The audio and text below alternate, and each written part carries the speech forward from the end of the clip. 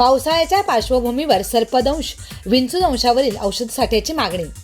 नमस्कार, आपण पाहत आहात खबर 24 तास आरोग्य वार्ता।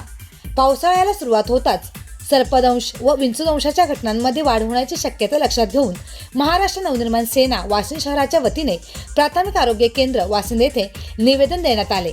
वाशिंद व इतर परिसर हा डोंगराळ आणि ग्रामीण भागाने वेढलेला असून पावसाळ्यात शेतशिवारात तसेच घराच्या परिसरात साप, विंचू आणि इतर विषारी जीवजंतूंचा वावर वाढतो। त्यामुळे शेतकरी आणि शेतमजूर, नागरिक तसेच इतर लहान मुलांना सर्पदंश आणि विंचूदंशाचा धोका देखील वाढतो। याच पार्श्वभूमीवर प्राथमिक आरोग्य केंद्रात सर्पदंशावरील औषधे तसेच इतर जीवनावश्यक औषधे आणि इंजेक्शनचा पुरेसा साठा 24 तास उपलब्ध ठेवण्याची मागणी करण्यात आली आहे।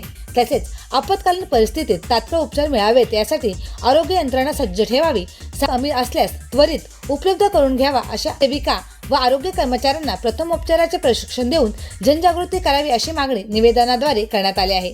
यावेळी मनसे वाशिंद शहर अध्यक्ष अमोल बोराडे, शहर सचिव कल्पेश शेलार, शहर उपाध्यक्ष विकास तांगडे, शहर उपाध्यक्ष कुणाल पांडव, विद्यार्थी सेना शहर उपाध्यक्ष उन्मेष साळुंखे, योगेश बिडवी, भावेश परदेशी यांच्यासह कार्यकर्ते व पदाधिकारी यावेळी उपस्थित होते।